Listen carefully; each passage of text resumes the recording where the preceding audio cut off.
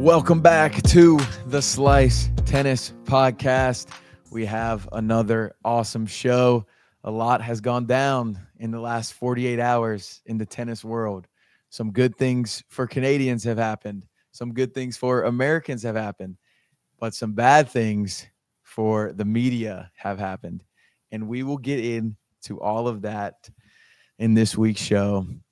Steven, you already know who this show is presented by. It is presented by Betway. And yes, sir. Do we want to go ahead and jump right into our best bet of the day? We might as well. Right off the top, there's not that much tennis to talk about at the top level, but we're going to talk about it with the best bet of the day, aren't we, JP? I love it. The best bet of the day is a presentation of Betway. Hit an ace with Betway and get a free bet up to $200 if your first bet loses, plus 50 bonus spins no matter the result. Scan the QR code on the screen or click on the link in the details section to create an account and redeem your welcome offer. Offer is only available for new customers only. Terms and conditions apply. Offer not available in Ontario. Must be 18 and up. Please play responsibly. If you listen to Steven, he put the dollar on Dennis in the beginning of that tournament. He said, I love to see this value here. The field looks good. He was seeing the things clearly, and it hit. And this is what he does. That is what I do, apparently. But I didn't actually put the dollar on Dennis. I went back and looked. I talked about it. We were on the on the show. I was saying that's a good pick. And then I'm just like doing it live. And I usually will do it. And then I just didn't click it, I guess. And yeah, I picked Denis Shapovalov to win Belgrade after he qualified. And I believe it was plus 600 only, which is not, which was crazy low odds for me. But then he goes on and wins in pretty good fashion. So it hurt more because I knew it and I didn't take action. And isn't that the truth in life, JP? When you know you should do something and you don't do it, it's the worst feeling. The worst feeling, dude. But the best thing about this game that we play is you get another opportunity. And we have a great opportunity with the ATP Finals. And this ATP Finals holds our best bet of the day. Yeah, so what I'm looking at is right now they have the outright winner posted on Betway for the Il Nestis group winner. So that group is Sinner, Fritz, Medvedev, and de Minaur. And last week, if I had listened to myself and bet on Shapovalov, I would have had a 600% return. If you bet on Sinner to win this group, which I think is kind of a lock, really, I would say it's not like he doesn't even have to win all his matches. He just has to win the group. You'll get a 30% return. So you bet $1, you'd make $1.30. And I was just thinking today, I was like, you see Bitcoin growing crazy. You got all these non-accredited financial analysts talking about Bitcoin. It's going nuts. There's all these different ways you can invest your money. And I'm thinking right now, I can't find a better way for me to make an investment for Shepard's college fund than to put it on Jannik Sinner. 30% return for him to win the group. He's already won one match, I believe. Has he? Wait, confirm that. Think about while you're looking it up to put that 30% return into perspective. They love to tell you about Roth IRAs, index funds. Correct. And they're like, oh man, we can guarantee you by the time you're 55, this thing will be growing 6% over this time, blah, blah, blah, 6%. Now imagine if they told you this will grow 30%. You would be all in on it. That's right. And that's 30% per day. So per year, that's hundreds of percent. Compounded over years, you're a billionaire. So you bet Jannik Sinner at minus 340 odds for the whole year. I promise you, I don't promise you, I can't guarantee this, but it's a good chance you're going to be making money. This is not financial advice, and this is definitely not betting the responsible way. But I think, honestly, on this group, that's pretty much a lock to happen. Sinner already won one of his matches against Alex de Minaur. Daniil Medvedev's playing the wrong side of his racket. I don't know if you guys saw that. He's lining up like this to return the serve against Taylor Fritz. He's absolutely lost his mind. And there's zero chance on planet Earth that Taylor Fritz is beating Jannik Sinner. I'm sorry, yeah, dude. Medvedev's his whole meltdown was hilarious. And then another great interview after. Basically, he's just like, I come here, I play match, and if I win, I win. If I lose, I go on holiday. I win either way. Just fully checked out, throwing his racket the whole Yeah. match, acting like he can't grab it.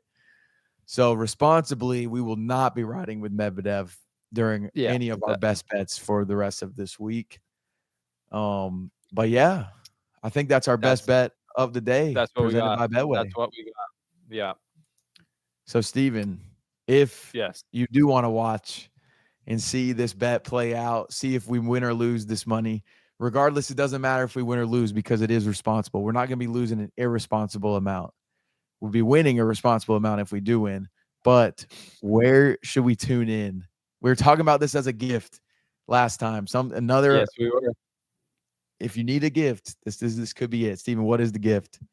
The slice is presented in part by Tennis TV. The Tennis TV. It's on Tennis TV, bro, is what they're saying.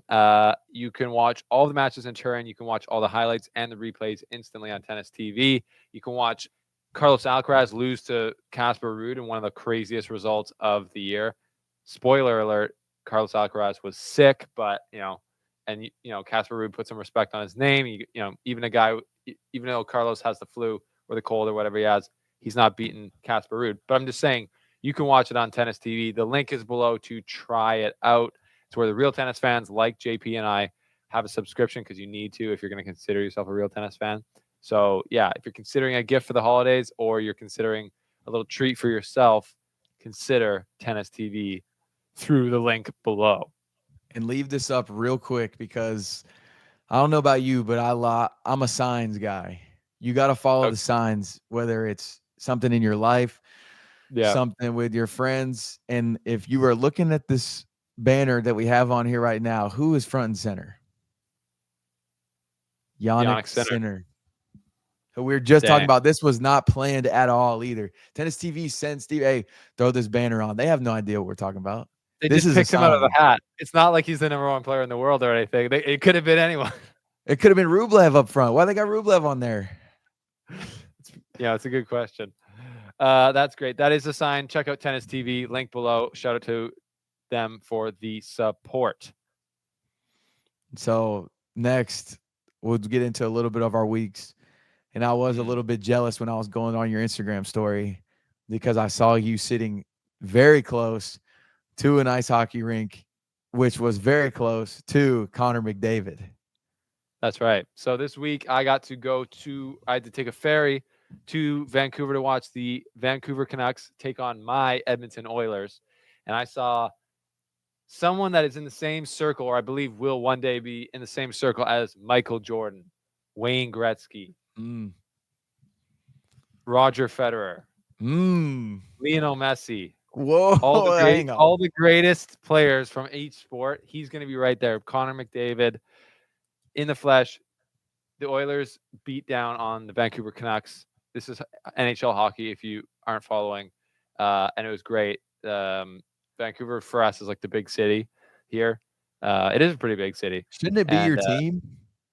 They technically should, but I'm such a homer. Like I love where I'm. So I grew up in Kamloops, which is like 4 hours from Vancouver. So the closest NHL team to us for sure. But it wasn't like Vancouver was not Kamloops. So I hated Vancouver and I hated the Canucks. Where everyone else in BC was just like, oh, the Vancouver's kind of like BC's team. I was like, no, if they're not in Kamloops, I'm not with them. So I actually cheered for the Calgary Flames because Jarome Iginla, the greatest Flame ever, played for Kamloops in junior hockey and then went to the Flames. Absolute G. Anyways, that's the backstory. Now I kind of just like the players, and I've lived in Edmonton for a time, so I got a soft spot for them. That was awesome, and it was just crazy to see that power play in motion. It's the greatest power play in the history of hockey, and it was just like it's like they're playing street puck with NHL players trying to defend them. It was absolutely nuts to watch live, and I did have good seats. The ones you saw, JP, from on my story, that was just during the warm up, so I'd like walked down and was like right there. It wasn't that close, but we were in the lower bowl, so we were on the very last row of the lower bowl. So it was still good. It's something. Like one of my goals for sure as a sports fan is to anytime I have the opportunity to watch a GOAT play in person or a potential GOAT, like Connor McDavid is obviously the best player in the NHL. Yeah. Yeah. And anytime you get that opportunity, you want to do it. Lionel Messi has come to Nashville a couple times. I haven't been able to go see him once. Sitting, my wife, she's gone both times. He scored Oh yeah. game-winning goals both times. But Oh I, man. I that I love it. Like I would love to see him play one time. This coming weekend, we're gonna get to go to UFC fights where John Jones is fighting, who would be considered, I believe, the GOAT of MMA as of Yeah. right now. So it's just really cool. Like seeing it on your story, I was like, man, this is peak. Was that your You got first to go time to seeing a him play?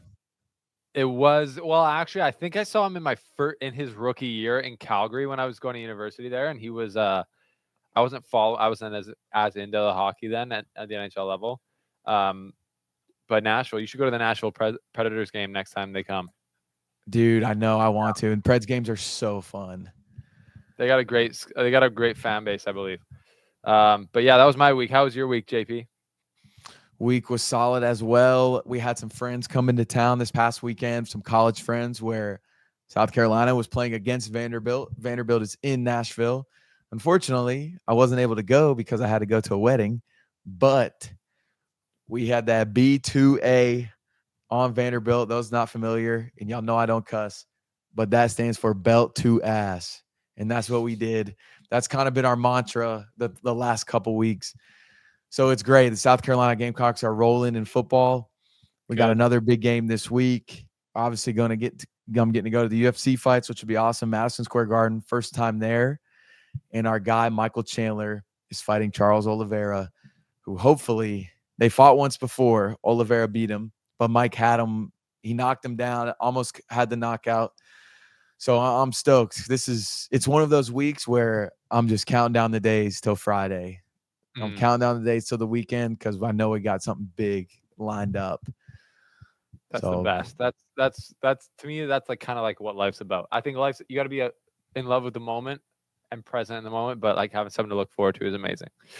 yeah, That's it's awesome. like it's as an adult, these things are the equivalent to when you're in school and you either have like a Friday like holiday party coming up Yeah, or like obviously a Christmas break or something. It's this the equivalent adult joy of that. absolutely. Absolutely. You know what? It just made me when you said when you're in school, I just got this feeling. Did you ever play sports in high school, like for the varsity teams or anything like Yeah, that? yeah. Would you get called out of class? Like they'd be like, all right, boys basketball team, you guys got to go to the bus. It's like the middle of a class. Dude, there's no better feeling, especially football. We had to make like one long trip one time, and you're already wearing your jersey.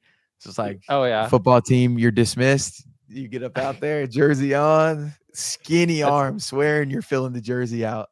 Not at yeah. all.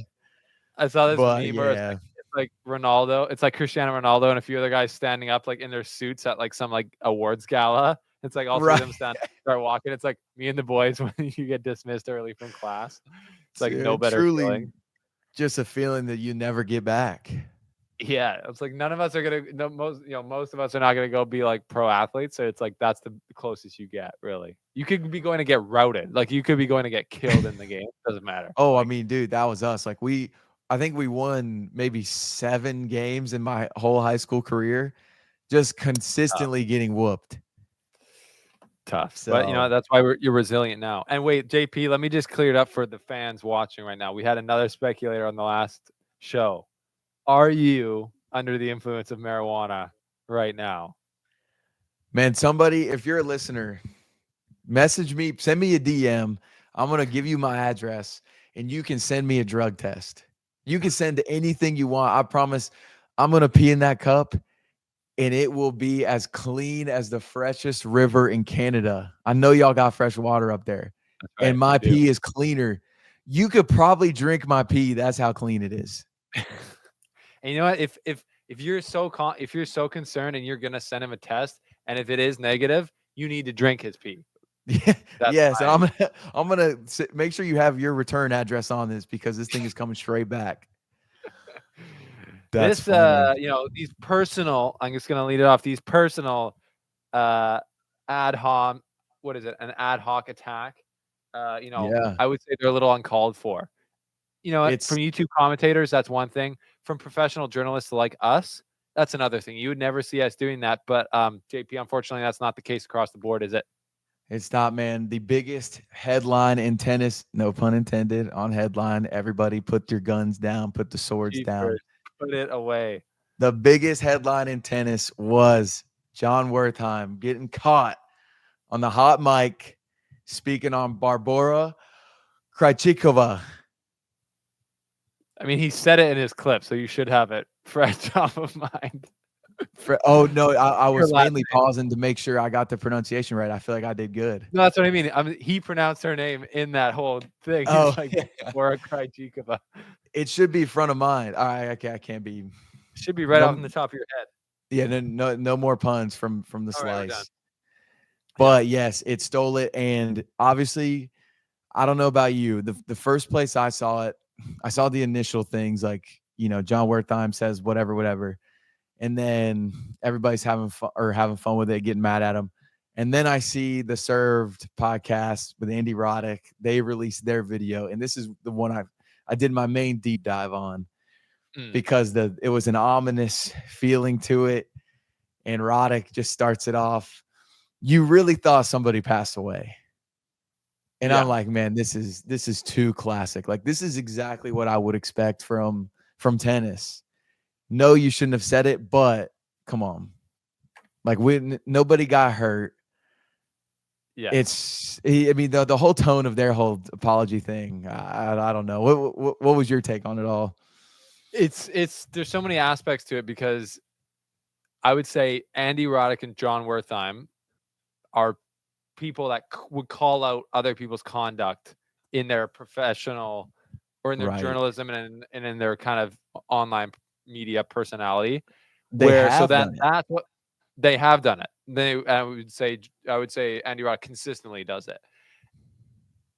And that's what makes it awkward because you're like, oh, that's the type of thing that you would be against and you have been against. And I think we should all be against being mean, and especially to 100%. Women about their appearance. That's like, as a man, I feel like if you are raised right, that's the number one rule is like, don't comment on women's appearances in a negative way. Right.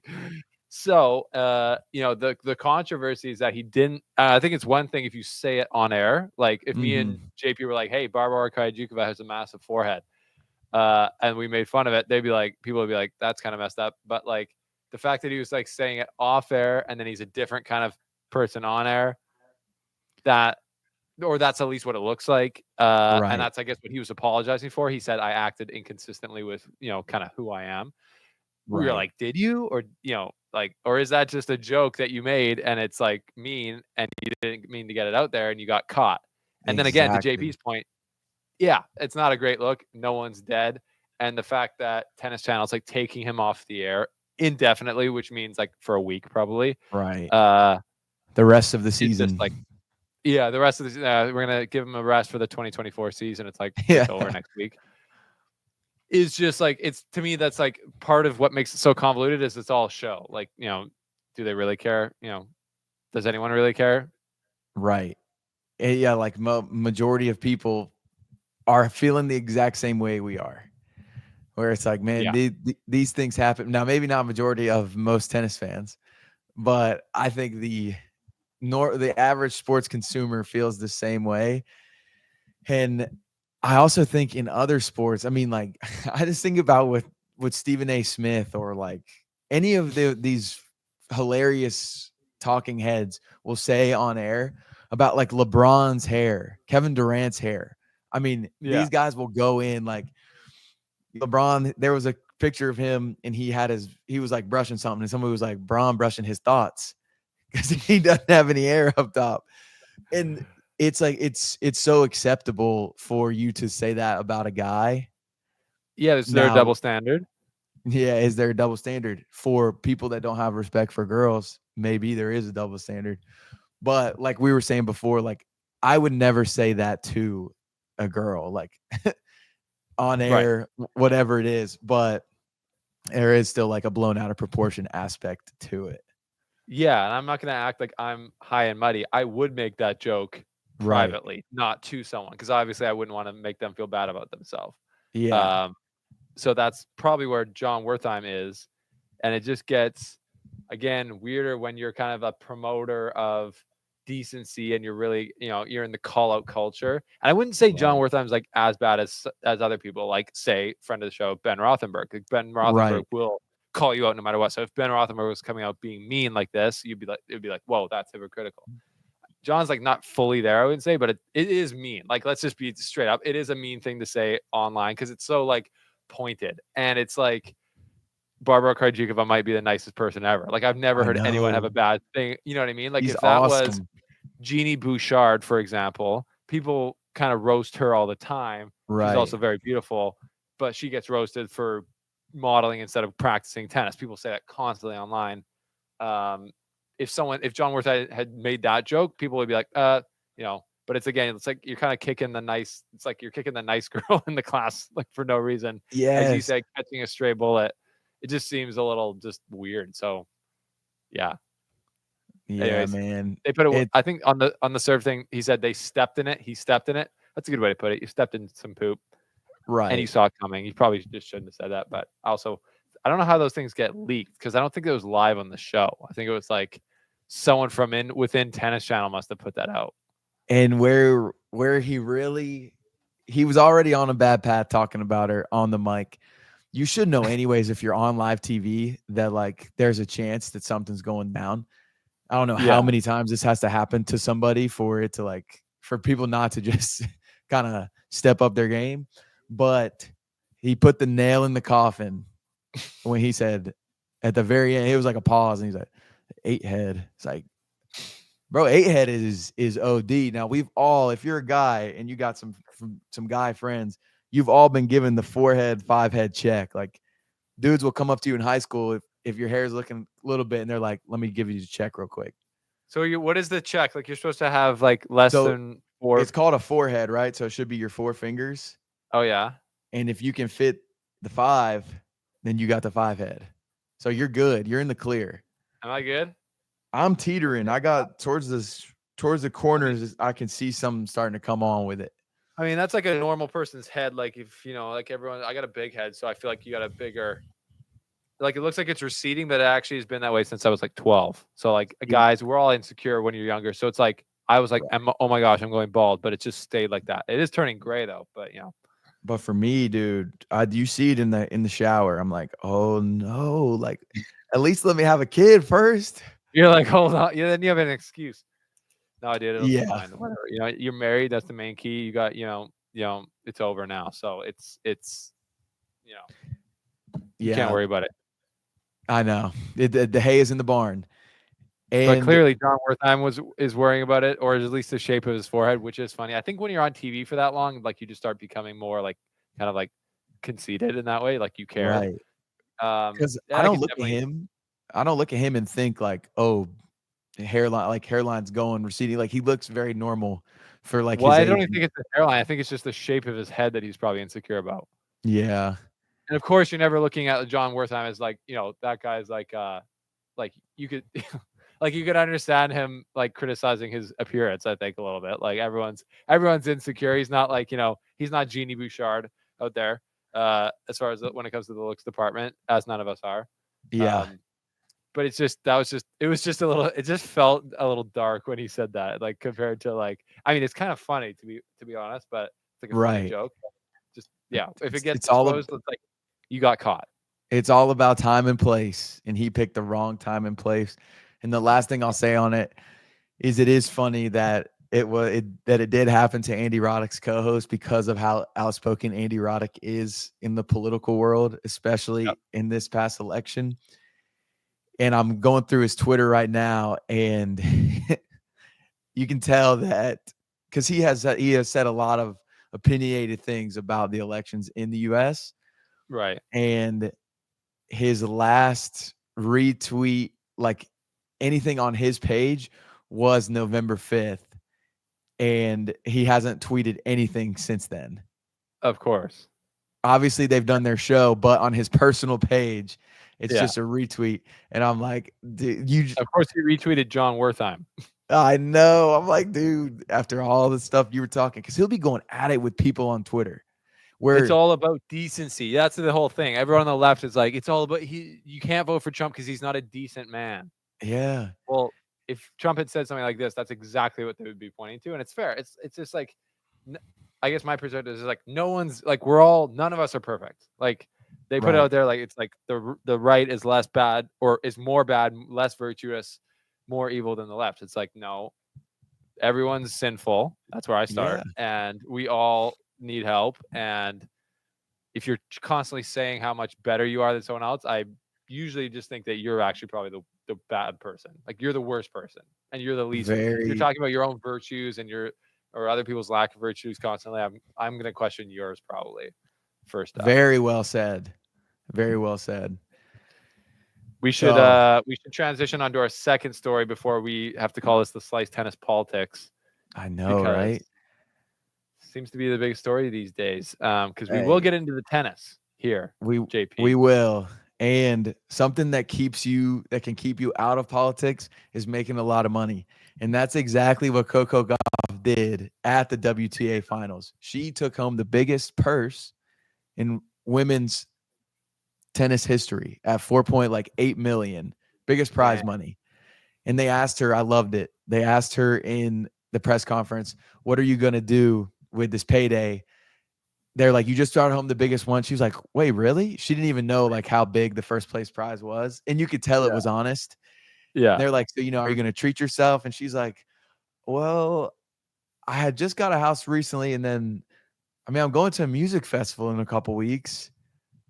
And like, that was kind of like, almost like she's alluding to like, maybe I'll get like the VIP package. Of course, she's already like in that box, but she's, it was just funny. She's like, I'm not somebody that really spends a lot of money. So like, yeah, it's awesome to win. Or like, I'm going to keep taking care of my family, yada, yada. But one yeah, of the yeah, many reasons I love Coco Gauff. for sure. She's like that shows her kind of like juvenile innocence of like, oh yeah, that's great. I don't even really know what that means. Like, I think when you've had success that early in your life, you really probably never get it. I mean, I don't really. I think her parents weren't like the poorest of the poor growing up or anything, Right. but you really don't really have a concept of money. I think if you've already made a ton at like 16, 17, like, you know what I Yeah. mean? Like you've never been 22 and like broke where you're like, where a lot of other people have. Uh, Right. just kind of like, it probably doesn't think about it that much, which is awesome. And, you know, comment on that in this whole, there's a bit of the controversy of the women playing in Saudi Arabia to start off Yeah. with, as like, that's just not a great look. I guess, Hmm. if you want to give Saudi Arabia the benefit of the doubt, they're really trying to improve their image when it comes to women's rights by giving out the biggest purse in the history of tennis to a female tennis player. Right. And if you're one of the women, it's kind of like, I don't know. We know we're all trying to get the bag, but it's kind of, if in these countries that don't like women, one of the best ways to stick it to them would be to take their money. And so anybody that Absolutely. is kind of like, if there are people out there hating on the, like players agreeing to go play in these places, it's like, nothing really. I was gonna say hit them where it hurts. Obviously, Yeah. it's kind of tough to hurt the Saudi Arabians when it comes to money, but ladies, get that money, get the bag. I'm sure everybody else had maybe even some of their highest paydays if they're not Grand Slam champions. Yeah. So I love it. No, And I don't know if we want to go ahead and get to the big question around Coco for sure. is, how many majors do we think she will win in her young career already? Young career for sure, because she's 20 years old still. You forget about that. She's been 20. like in the mainstream of like the top uh of the tennis world for like 4 years now, I think. Like, at 16, she was Crazy. already at the top of the game. Um, but I was looking at it and she only has one major, right? And I think Mhm. that's probably less than we would have thought at 20, which is an insane thing to say. Right. Um, but her 2024 year was, I would say, a little disappointing as far as the majors. She won the U.S. Open in 2023, and then people are thinking. I know American tennis fans are thinking, okay, like 2024, let's go, right? Right. Doesn't get a major, um, but she's 20. So is she going to And make she the played, changes? like, her results were good all year. Yeah, Obviously she had those down tournaments, but she made a lot of finals. Like, she's doing her thing. And she's like we just keep saying, she's only 20 years old. She's got the new coaching change. To me, it's like Coco Gauff is going to win. There's a lot of good female players, so it is hard to win slams in Yeah. the masses per year, but it's almost like she's going to win however many she wants to win. Well, that's the thing. Like, there's been a ton of one slam wonders in women's tennis, Mm-hmm. and it would just blow my mind if Coco Gauff was one of those. Like, Yeah, there's just no way. she won the U.S. Open last year, and then she made the semifinals at Australia, the semifinals at the French Open. Didn't have the results at Wimbledon or the U.S. Open that she'd been hoping for, but that U.S. Open run and kind of the controversy there with some of her serve Mm-hmm. yips that she had, and her forehand's always been brought into question. I think that tournament has really kind of forced her to get to a place where she's working on those aspects of her game. Clearly, it's paid off already at the WTA finals. And yeah, it would just blow my mind if she doesn't win multiple majors in her career. But a crazy thing I was looking at in her stats is I was going to say, actually, no, she made the final of the French Open in 2022. And then that was the only semifinal she had made at a major until she won the US Open last year, which is kind of crazy if you think about it. So she had always Yeah. just kind of she'd been good enough to like make quarters a lot of times, or 3 times, including or 4 times, including the one she got to the final of. But a lot of times, majors haven't been her best um, results, but she is getting more consistent with that. Out of the Yeah. last 5 majors, she's made the semifinals or better 3 of the times, and it's just her most recent 2 were 4th round exits. But again, she's Right. kind of sometimes you got to take a step back to go forward, and I think getting rid of Brad Gilbert and making the changes to her forehand and her serve like are going to be necessary. And if she can get an elite forehand, it's going to be scary. Like, if you think Yeah. about it, like she's played so far with the forehand that, like, if you compare, just for example, like Sabalenka's forehand to Coco Gauff's, it's like Right. Sabalenka's forehand is much Yeah. better, much bigger, much better technique, much more versatile. But Coco Gauff's faster, more athletic, and if she can get those, it's the crazy thing is she's this good, 20 years old, already won a major, and she still has a lot of room to improve. So Right. that's You got to that's believe why I her. believe. Yeah, her ceiling is higher than pretty much anybody on tour. Yeah. And now I was kind of trying to do it in my head, but she has only played in 3 Grand Slams when she's not a teenager. So this year would That's have been true. the French Open, Wimbledon, and US Open, whereas her first 3 tournaments as a non-teenager in these Yeah. events. So you got to feel That's good if you're, and I think that the attitude that she had in her post post tournament press conference, just like about the money, I think if she can keep that attitude throughout her career, that's going to yeah, lead her to so many more championships. Because you can tell she, I feel like she puts the perfect amount of pressure on herself. yeah, She has a really good head on her shoulders. Like, yes, she wants to do everything she can to win. She will cry if she loses, but it's all in the competitive spirit. yeah, And she's only 20. Like, usually yeah, the young people do not have that balance. So for sure. stoked And for her. she got kind of, I think, if you look at her, I'm just looking at her major win percentages. Her best tournament is the French Open, even though she won the U.S. Open. Her highest win rate is she's won 80% of her matches at the French Open compared to 77% at the U.S. Open.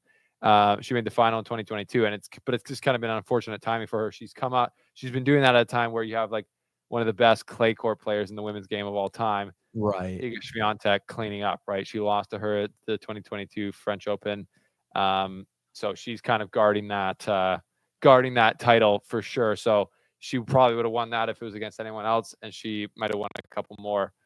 You never know, but I think she will win that title in the future. But yeah, multiple major champion incoming for sure for Coco Gauff, and good win for her at the WTA finals. Yes. And before we get to our next guy, we have to give an honorable mention shout out to the Canadian doubles girls bringing That's right. home the first one in Canadian history, right? Yeah, yeah, that's great. At Thank the you for bringing WTA that up. finals. Gabriela Dabrowski and Erin Rootliff win in Dubai, in Saudi Arabia. Yeah, they win. It's the first time Canadians ever won the WTA finals in the doubles. And fun fact, Erin Rootliff, who if plays for, I believe, New Zealand now, She actually was born in Canada as well. So, There you and like trained go. there growing up. So Canadian product wins the WTA finals. Doubles, women's doubles. We really only talk about singles on this channel, but that's a Right. shout out to Canada, big time. Yeah. And Gabby's very nice. I've talked to her in person at press. Very legit, and she's a big supporter of the doubles game and has been excellent in it for a long time. So happy to see We, that we for her. love it. The Canadians are ending the tennis season on a high note. Our Yeah. guy, friend of the show, Denis Shapovalov, gets his second career title in Serbia as a qualifier. Steven, how good did it feel to watch our guy Dennis lift that trophy and get that trophy handed to him by Djokovic? Yeah, great feeling for us and for him. Anyone that supported Denis Shapovalov over the years, this is just a great moment because he's had to go through so much over the last couple of years and just kind of losing his confidence, losing his form, the knee injury, dropping outside the top 100, struggling to get back inside of it this year. Even at when he was defaulted in Washington in the summer, that was like the points that he was going to get there that he ended up getting back, I guess, were like kind of getting him into the top 100. And he lost first round then in Montreal after that, and he lost in the U.S. Open first round, I believe, as well. And then he's playing challengers, losing in matches there. So for him to find this form is just awesome, and he played great. And again, like the way he played there, I think I tweeted it out. Like that's the form that brought him to the top 10. Like he's got That is it. he's got the weapons that you need to be great, honestly, to win majors. But it's about more than that. And he was able to rein it in and just play really mature tennis the whole week. And yeah, had some jokes too. I loved the joke in the semifinals after he won. All the Serbians, he had a lot of support there in Belgrade. And he said, I didn't know I had so many fans in Serbia. Maybe it's because I lose to Novak every time we play. Just a great You joke. gotta love it, That man. self-deprecation lands with the people, and now he's kind of like a hero in Serbia, which is hilarious. And like you said, got the trophy handed to him by Djokovic. Dude, we literally talked about it last week and how we felt like he was trending in the right direction, and this is exactly what he needed. Was this because he grinded it from the qualies. We felt like he needed to get back to the basics where everything is earned and nothing is given. And when he was playing in this tournament, he dominated, especially in the final. It was just like he was in control of every single point and always like he was controlling the whole point, where I feel like in the recent years when I've been watching him, it kind of seems like he's just reacting to every ball, and he's going to win points because he has so many weapons. But it's like it didn't look like there was much strategy to his game of like, let me get this guy here to a certain spot. Whereas in this tournament, it's like he's moving guys wherever he wants to move them and setting himself up for good points. So what a way to end his year. I know he's got Davis Cup, but he's got to be feeling awesome going. And I think he's ranked like 58 now? Something like that. Yeah, between 50 and 60, I believe. Just looking at that tournament, it's he wins the ATP 250, but he actually got like 263 points, I believe, from it because he came from qualifiers. So he won 7 matches in a row on the ATP level in that tournament. That's the same amount that you need to win a major. So like it's hard to win 7 matches in a row in general. And he beat 2 French guys, Lestienne and Grenier, who are close to the top 100. And then he beat Fucsovics, and then he took out the 5th seed, the 4th seed, and then Medjedovic in the final was a Serbian, so he was the home crowd favorite. So that's just a real big confidence booster for Shapovalov. We're going to try and get him on the show here for you guys to ask him about it ourselves. He's been on the sites before. But yeah, I think he's a great guy. He gets misunderstood for sure. He's very competitive, like most guys are, and he's definitely not one to hold his tongue on things, which I love. So he's a bit misunderstood. People don't know if he's a good guy or nice guy or not, but I can confirm from personal experience that he is a super nice guy. He'll chat with anyone. He chatted with me for 10 minutes outside of the interview we did. He knows JP personally. JP can probably attest to this as well, and he's does a lot of good things for animals, and he's a nice guy, and we hope to have him on the show soon.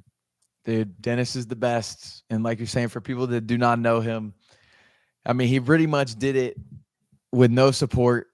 His family doesn't come from money. And I met him when he was 19, when he was kind of getting ready to peak. And he was the same guy from 19 to now he's 25.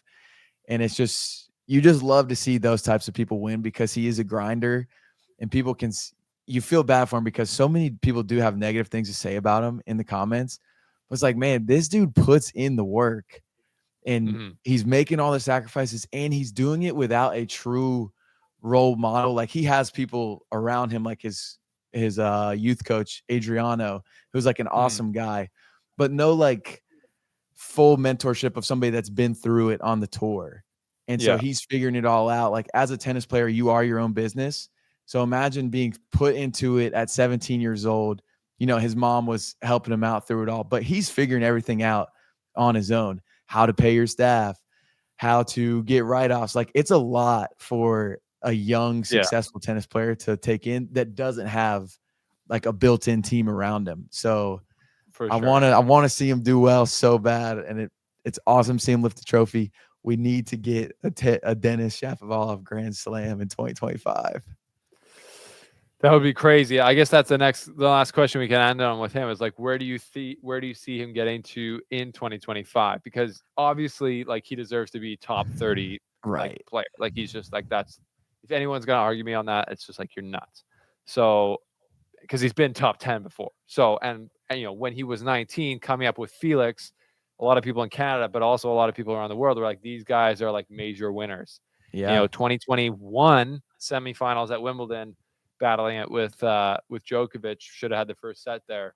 You know, he was right in the conversation with Fritz and all these other guys. So that's really where he belongs. And it's just going to be interesting to see where he gets to in 2025 if he keeps playing this style of tennis. You know, what I want to ask him when we have him on, because I think that it will happen, is, you know, do you play with a chip on your shoulder now? Because I think he's always kind of had one coming, not getting the support of Tennis Canada. Right. I don't know if that was chosen by him or just not given, but coming up, and then, you know, then you get early success, and now you have big setbacks, and, you know, a lot of people talking about you, saying your career is like totally underwhelming, you know, et cetera, et cetera. Do you kind of, does that fuel you at all? Does that chip on your shoulder make you better, or does it, you know, just make you more mad? Right. But I guess, where do you think he's going to get to in JP in 2025? Like, where could you see it going to? Man, he's going to get as far as he wants. Obviously, Sinner and Alcaraz are at that next level. Denis is, they've both shown they are beatable because they're both young. They're going to have the mental lapses. I think it's safe to say he's, for sure, I believe he's going to make a semifinal of a slam in 2025. I'm willing to put that one out there. I think, like Tommy Paul, he made semifinals of Australian Open, right? Yep. Think that, like, to me, Denis has more weapons than Tommy Paul, and so I can see him making at least one semi in a Grand Slam next year. That would probably be my prediction for him in 2025. I like it, and that's, you know, the comparison with Tommy Paul is like, Shapo does have bigger weapons, but it's about, for him, the success will come when he's rounds out his game, like Tommy Paul has. Like, Tommy Paul has a super solid game, no real weaknesses. Right.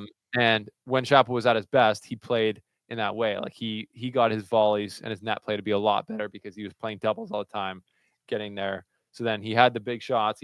His serve got better. But then he also just learned how to play with a slice really well, have a transition game, and play at the net. So when he was playing at Wimbledon, he felt super comfortable. He was beating guys like easily. Yeah. And I think that's a prediction that, you know, could very well come true. It would be, if he does do that, that means he's going to be right back up at the top of the game, because you get a ton of points for making semifinals. Dude. And I think in our Smash or Pass last week, we talked about a Canadian comeback in 2025. That would be awesome to see. And if he can be a part of that, Mazel tov. Yes. The biggest thing he has to dial in is his serve. He has way too many double faults. And I know it drives him crazy too, but if he can just limit those, we'll be cooking. Yeah, limit the mistakes in general, right? Like, I think if he's not a guy who loses to players too often, a lot of the times he beats himself, right? The match is kind of on his racket either way a lot of the time. You know, and the best players just find a way to not beat themselves, like, ever. Yeah. You know what I mean? So I love it. Shall we get into the Smasher Pass? Yeah, a couple Smasher Passes here. JP, what do we got? We got Smash or pass the ATP finals. Just as a tournament. Smash. I love the format. I love the group stage and then going to the semifinals and finals. I think it's a great format. I do. The only part that is not great for me is that it's, at the end of the year, and sometimes like this time around, I feel like people are pretty exhausted for whatever reason. I don't know why it feels more like that this year than others. But yeah, for me, it's a smash. I love the tournament. How about you, JP? Yes, smash as well. It's already been extremely entertaining thanks to our guy Medvedev. He's carrying the boats of the entertainment in the tennis world. So, and for all the same reasons, I think the ATP finals is sick. How they do it up, the production level of it, Yeah. the energy that the guys do play with. They are. I feel like you're right. There is this season. It seems like so many guys are talking about being tired way more than they have in the past. And I wonder if it Yeah. is kind of like a domino effect of like maybe somebody finally said it. Now everybody else is like, yeah, like Yeah. I can finally say it as well. But overall, smash for sure. Do we know where it is next year? I heard that it's going to be somewhere else in Italy. I forget where, but Gotcha. yeah, somewhere else in Italy. Yeah, I think everyone gets, if everyone is exhausted, they still get it back. Or they, one last tournament essentially for them, right? Medvedev, like Right. you said, hilarious, even though he's sounds like he's kind of depressed about tennis right now. He's still funny. Carlos is literally sick out there. He's blowing his nose on the changeovers, loses to Casper Ruud. Can he turn around this tournament for him? That's I think Casper Ruud is like the consensus worst player coming into this event, as far as he'd only had 2 wins since the US Open. Crazy. 2 wins.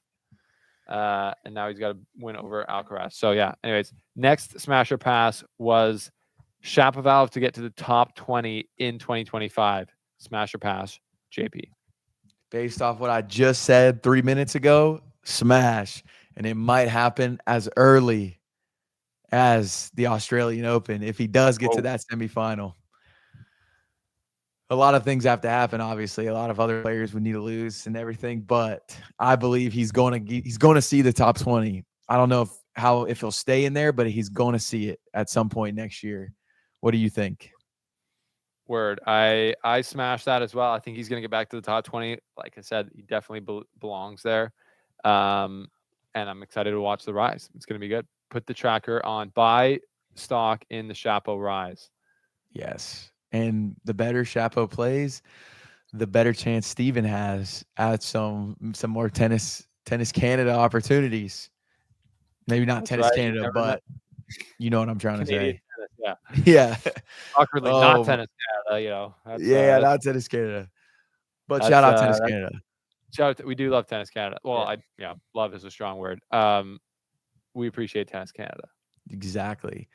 And our last one is Chapo to appear on the slice in 2024. Yeah, well, if for those of you who don't know, we posted a graphic here on the slice of his funny joke about Novak on Instagram and Twitter, and he reshared it on both and commented, I think, on Instagram. So love to see the engagement with the slice. He liked my little message, my encouraging message to him after that. And yeah, so I got a feeling he will come on the slice pretty soon. So I'm smashing that. What about you, JP? Yeah, I have to smash it. I mean, I have 2 goals pretty much for the rest of the year. Goal number 1 is to get our vending machine placed that I mentioned earlier in another episode. Goal number 2 is to get Denis Shapovalov on the slice. And I will be danged if both of those things don't happen. So I'm willing to go to any lengths. I just showed my wife sitting Lord of the Rings for the very first time. She just watched movie number 1. And I haven't, obviously I've watched them multiple times, but I haven't watched it maybe in the last 2 to 3 years. Have a huge man crush on Aragorn. I think he's one of the best leaders in the history of fantasy worlds. And after I'm watching, like, you can't help but feel motivated. And so these 2 goals, I wouldn't want to be on the other side, is all I can say. Bad day to be somebody against JP right now. Bad day to be a goal. Bad day to be a goal that doesn't want to be achieved. Exactly. That might have to go in my bio at some point. Okay, well, I think that's the show. JP, that's a good one. Tennis TV is where you can watch the ATP finals. Betway Feed is where you can get our picks and tips for the finals. And the Slice is where you need to subscribe, follow on Apple Podcasts and Spotify, leave us a review. That helps out the show, and subscribe because we're trying to get to 20,000 by the end of the year, and our Yes, progress has slowed down. it So we has. need that to change. Yep. And happy Veterans Day. I think, do y'all share the same Veterans Day as us? Yeah, it's Remembrance Day up here. So shout out to the veterans. We should have talked about that off the top. Yeah. Yeah. JP and I'm sure, are both very thankful to our veterans and our Oh, yeah. people, men and women who serve to keep us safe in this country, in these countries, in North America. We're like allies. We're basically one country, you know. Oh, yeah, we are for sure. And we love our troops, the most heroic people in the history of the world, or the people that served in the armies. So thank you to everybody's friends and family, everybody that knows somebody that has served. Y'all are the best. And we appreciate you. We appreciate you. That's a wrap. That's the Slice Tennis Podcast. We will see you next time here on the show.